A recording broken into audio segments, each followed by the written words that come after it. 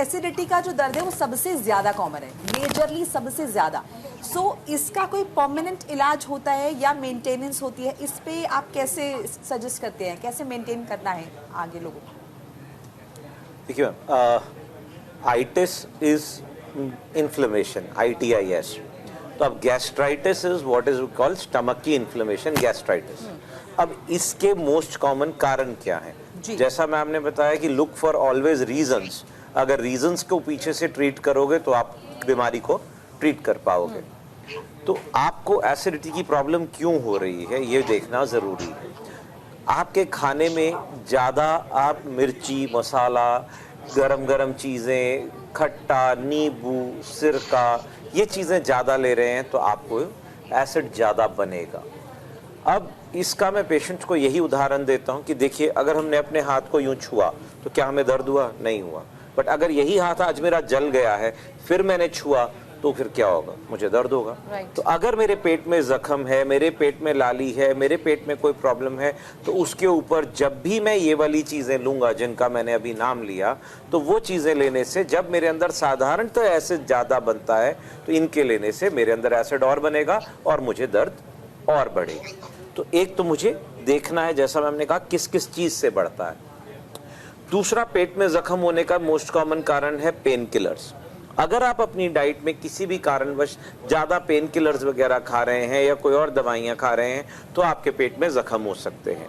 तीसरा है other drugs, जिसमें जैसे आपकी किसी और बीमारी की वजह से स्टेरॉइड्स चल रहे हैं या कोई और खून पतला करने, हार्ट की बीमारी की वजह से खून पतला करने वाली दवाइयाँ चल रही हैं, तो उन दवाइयों की वजह से भी आपके पेट में सूजन हो सकती है, जिसकी वजह से आपको प्रॉब्लम हो सकती है। चौथा, इसके अंदर अगर हम बात करें, then there are H. Pylori, जिसको हम कहते हैं एक बैक्टीरियल इन्फेक्शन, हेलिकोबैक्टर पाइलोरी।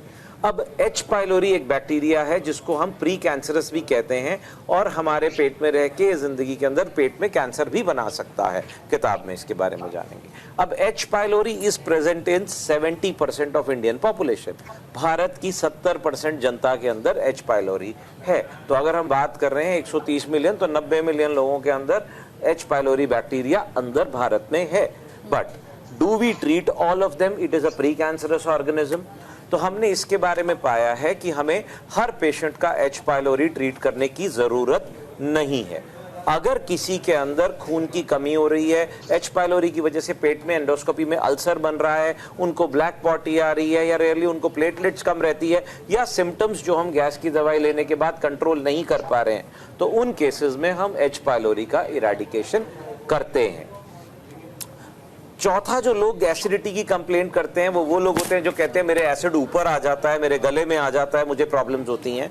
वो लोग होते हैं कि जब हम खाना खा रहे हैं, खाना खाएंगे, वो खाने की पाइप में जाएगा, फिर पेट में और पेट से आगे छोटी आंत में। ये एक क्लोज्ड वाल्व सिस्टम है। खाना पेट में गया तो oesophageal sphincter, lower oesophageal sphincter उसको क्लोज करेगा। पेट में खाना, एसिड और पेट का मरोड़ जो खाने को हजम करने में हमारी मदद करेगा। जिन लोगों का ये लोअर ईसोफेजियल स्फिंक्टर थोड़ा लूज होगा, तो जब वो कॉन्ट्रैक्शन होगी एसिड ऊपर आएगा। तो उन लोगों को एसिड ऊपर आता रहता है, जिसको हम GERD या गैस्ट्रो ईसोफेजियल रिफ्लक्स डिजीज कहते हैं।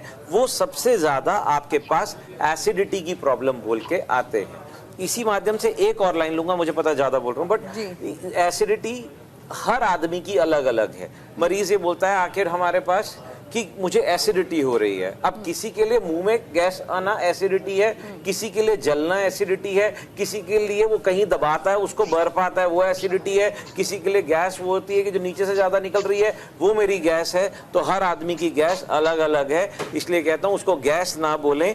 क्या तकलीफ हो रही जनते दिल में त्याला जनता दे तेज साथ जागव तो गाजव तो एक जहां एक नाथ। जनते दिल में त्याला जनता दे तेज साथ